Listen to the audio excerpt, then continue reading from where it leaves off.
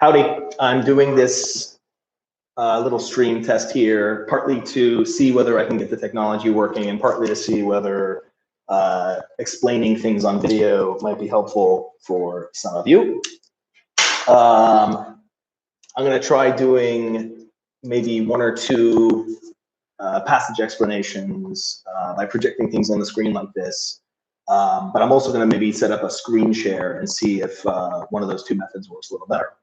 Anyway, let me jump in on this first passage from my Springbook set 1. All right, the first passage, this is about Ada Lovelace. The first 3 questions in the passage are about grammar, with 1 vocab down there in number 3.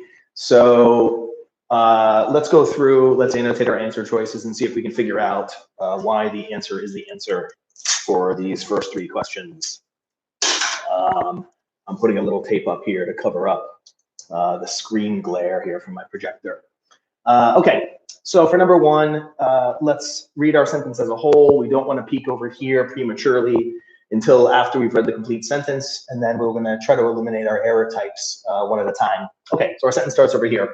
As of 2013, a survey of the 10 largest technology companies in the US revealed, that women represented just 12% of software engineers. Okay, well, we can see over here pretty easily that the subject of our sentence is survey. This is not the subject, it comes after a preposition. Survey is the subject, the verb is revealed. Now, we probably remember that we're not allowed to do S, V. You're also similarly not allowed to do SV, O. We're not going to write or say, I ate, a hamburger. I punched, my little brother.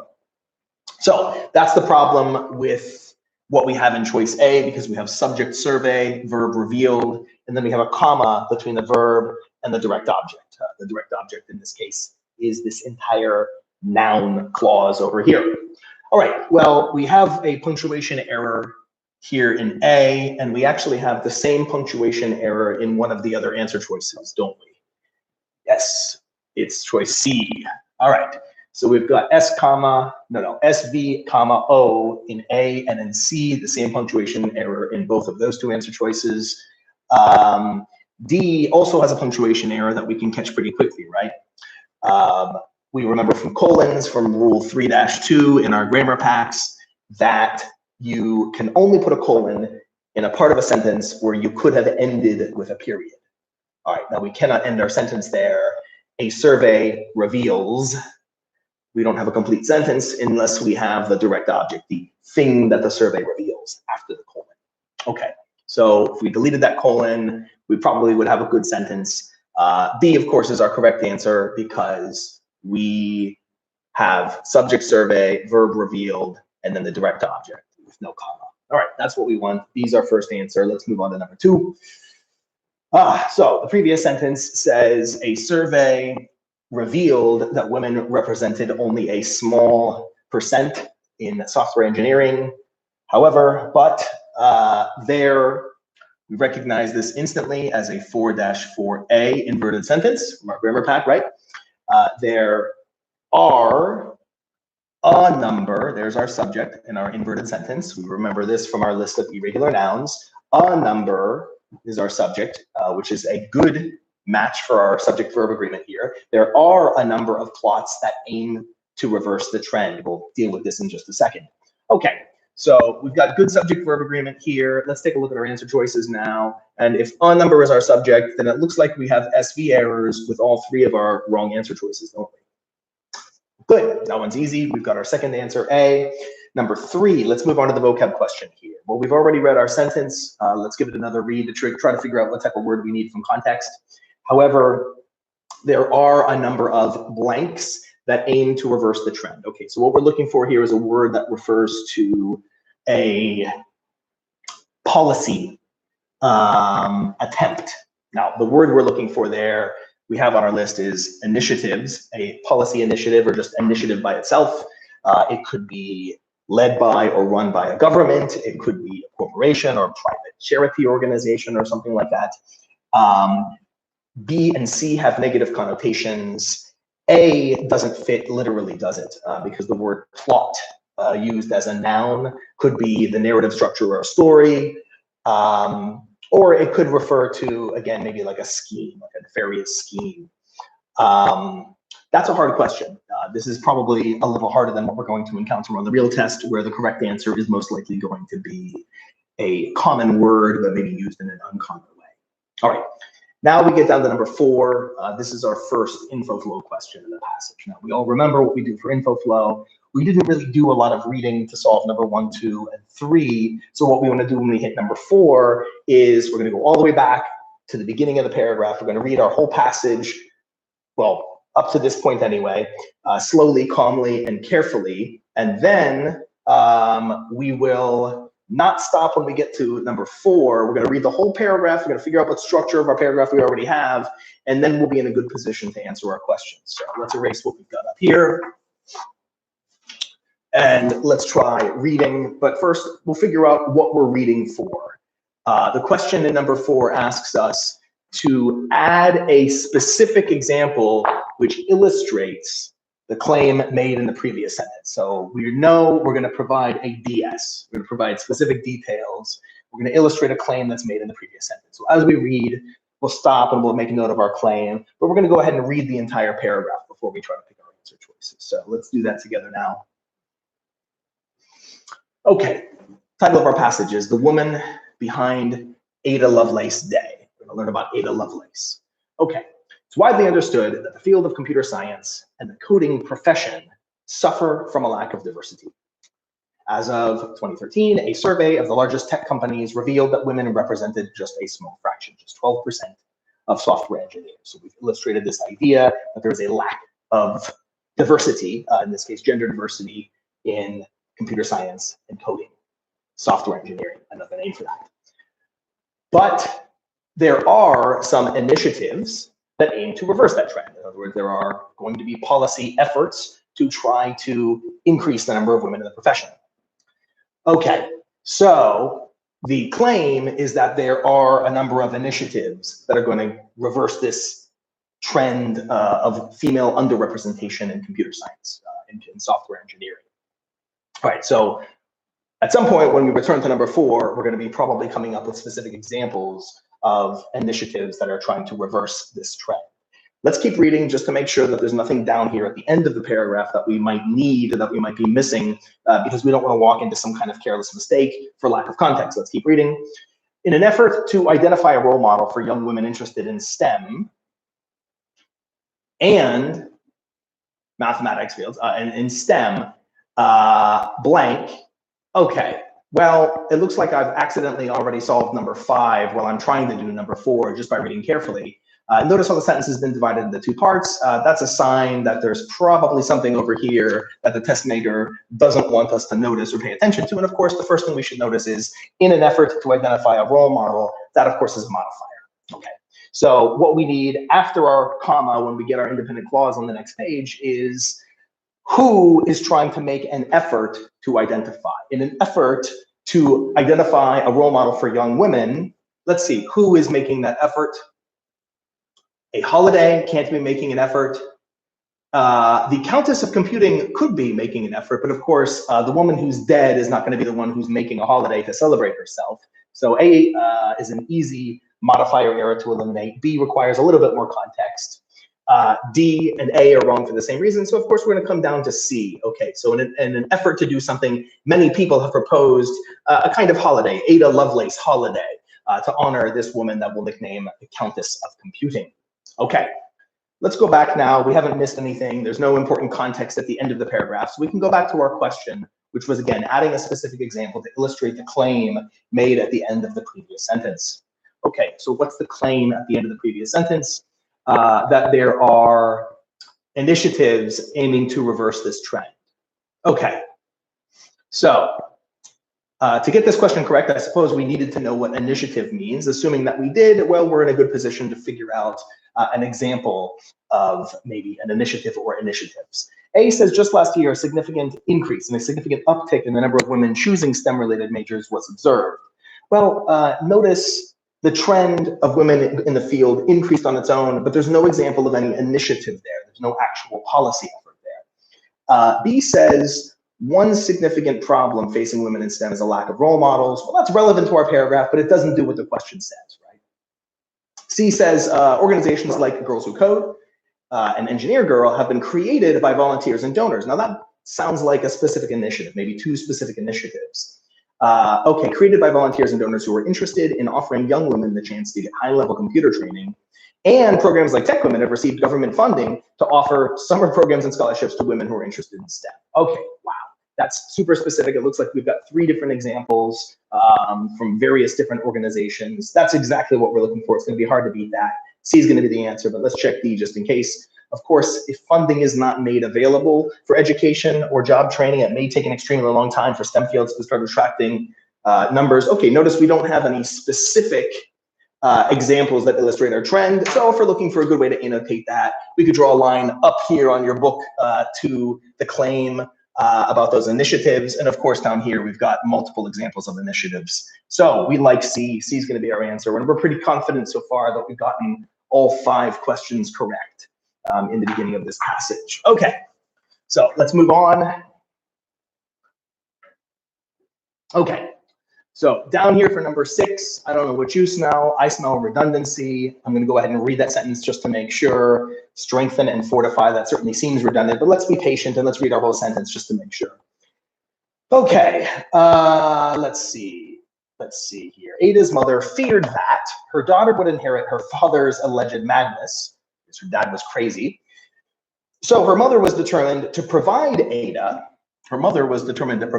with an education that would strengthen and fortify her mind. How about fortify as a synonym for strength? Yep, it looks like all of these are wrong for the same reason. We've got redundancy and everything except B. Okay, so this is a pretty easy question.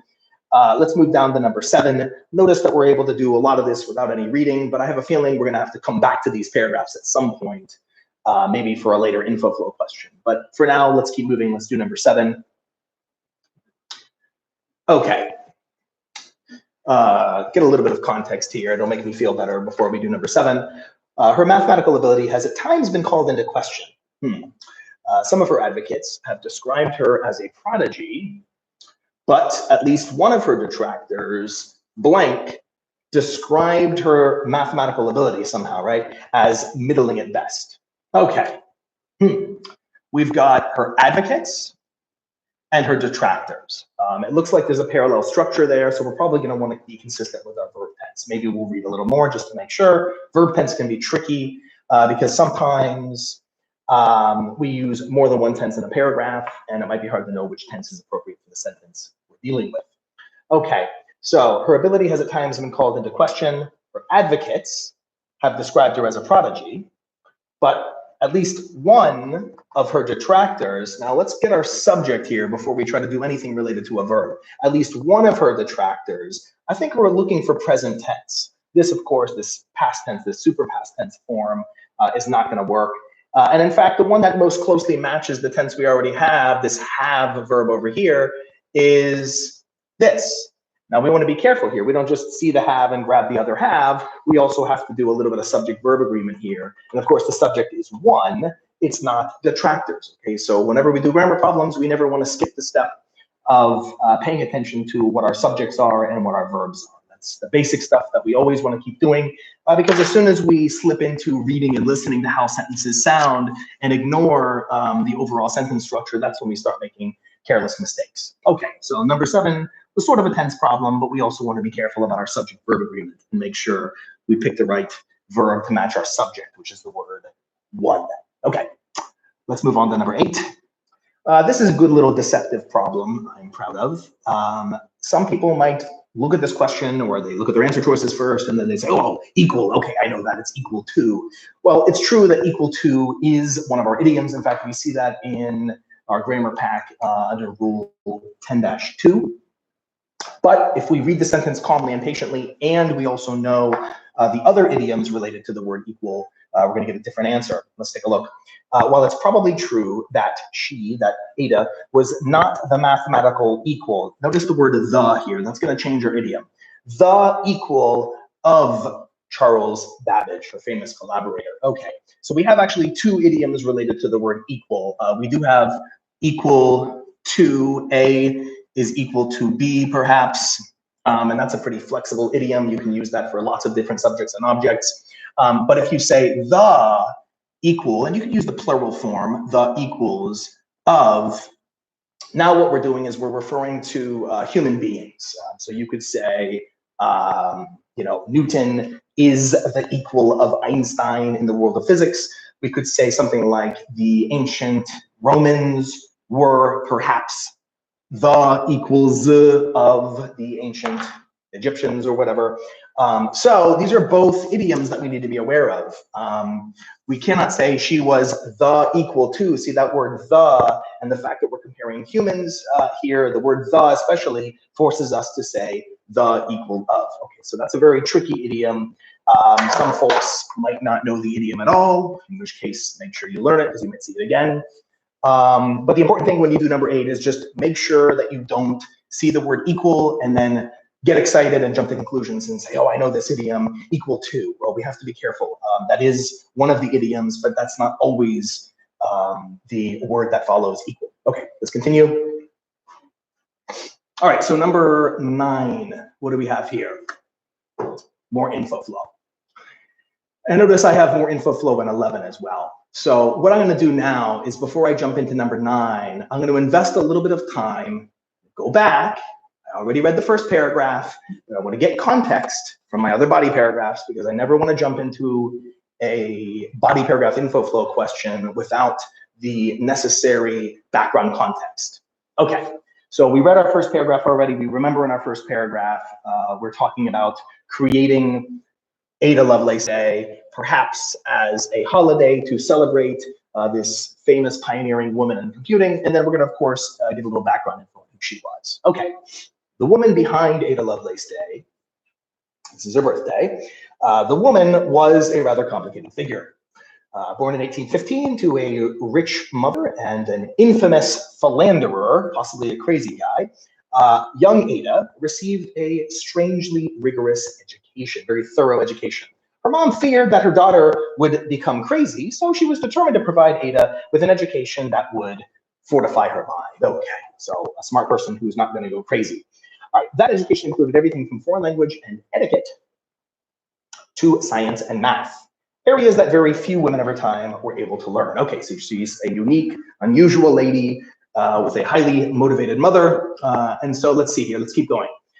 Her mathematical ability has at times been called into question. Okay, so some people think that maybe she's not a mathematical genius after all. She did learn things, but we've got a controversy here. Now, some people say she was a prodigy, but at least one person has, remember, argued that her ability was middling at best, was not so great. Okay, she probably was not as good as her collaborator, the more famous Charles Babbage, but she did have a keen, insightful mind, and let's support that claim here. Indeed, while she was translating one of Babbage's articles into French, Lovelace actually added a footnote of her own, exploring the future implications of this device that he thought would be useful in solving various types of math problems. If you know your background context behind the story a little, maybe you know the analytical engine has sometimes been like proposed as like the world's first computer, except it was never actually built. It was sort of like an idea that never really got off the ground that this Babbage guy was trying to make. Okay, anyway, it says here, the as yet unconstructed analytical engine. Okay, so 9, the question says, should we delete? Well, we've read the whole paragraph up to this point. We have an interesting GS here, don't we? We said she wrote this footnote in a famous thing she was translating for Babbage. She wrote a footnote, and she was exploring the future implication of this device that Babbage thought was going to be useful. Future implications is interesting, and we haven't yet supported it. Now, it's possible that the future implications thing is going to get discussed down here in the following paragraph, but if this gets into future implications, then this is probably a good sentence we want to keep. Let's take a look. Lovelace recognized that the device could actually be used as a generalized thinking machine. Babbage thought it was going to be useful for math. She recognized this device as a generalized thinking machine. Future implications, right? She envisioned ways that the machine could create and manipulate mathematical representations of the world, and that's exactly what today's computers do. Okay, this looks like something we want to keep because it looks like it supports not just this idea by illustrating what future implications might be, but this also more broadly connects to the passage as a whole, that this lady, Ada Lovelace was somehow a visionary and somebody worth celebrating as a role model in the world of computing. So I'm definitely leaning already towards my keep answer choices, but I'll keep an open mind and I'll read all four. Let's take a look at our four answer choices. A says kept because it clarifies the way in which Lovelace had insight into the possible impact of Babbage's proposed machine, the impact of his proposed machine. Now, maybe we don't love that answer choice, but it does seem to be true that she's got an insight, these are the future implications, into the impact of his machine. Now, that wasn't exactly what we're looking for directly. We were hoping for an answer choice that says something like, it elaborates on the future implications that she was writing about, but A comes close. Maybe we're gonna come back and end up picking A in the end, but let's look at B, C, and D, and if any of them are a little better, then maybe we can pick those instead. All right, now B says kept because it demonstrates that she was in fact just as accomplished a mathematician. Now that word stands out as obviously wrong because notice she's not doing math here, is she? She's thinking, she's showing that she's a visionary who can explore implications of something.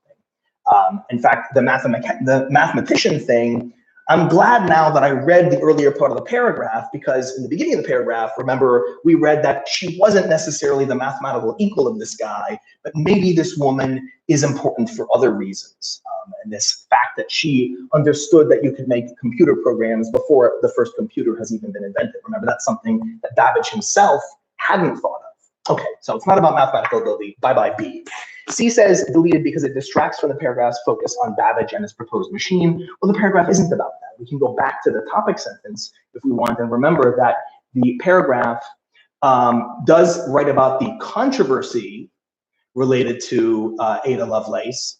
But then down here, we get this important idea in the middle of the paragraph that she had a keen, insightful mind. Okay, this part's really important because this is the main idea of the second half of the paragraph that we're trying to support. So no, we can't claim that the paragraph is focused on Babbage and his proposed machine. It's just not true that the whole paragraph, and not the second half of the paragraph either, it's not focused on that. Okay, merely repeats details given earlier. That's also not true. So as I suspected, we're going to circle back and we're going to come up and pick A, because even though it's not exactly what we were expecting to find in our answer choice description, it's the only one that's verifiably correct. All right, let's go on and finish up the last two. Number 10. Okay, so whether she actually was the world's first programmer, I'm going to just read this time because I'm going to have to read for number 11 and I don't want to lose the flow of my ideas. So I'm going to pick up number 10 as I read. But in this case, it's just useful for me to go ahead and read the whole paragraph because I know I'm going to need to do that in a minute anyway. Okay, let's continue. Whether Ada Lovelace was the world's first programmer, a claim that has been disputed by those who point out that Babbage's proposed computing device was never actually built. Whether she was the world's first programmer is ultimately less important than her very real contributions to the field of modern computing. She did propose algorithms that would later be used by actual programmers. She recognized the implications of computing machines that today are ubiquitous, and by translating so many seminal scientific articles, notice once again, we've got a comma, and structure, but we also have another modifier here, don't we? We know we need an independent clause to match the independent clause here in item B. Item A, comma, item B, comma, and item C. So item C should also be an independent clause. But before that, IC, we're gonna need a good subject to go with this modifier. So who was the one who was translating so many articles?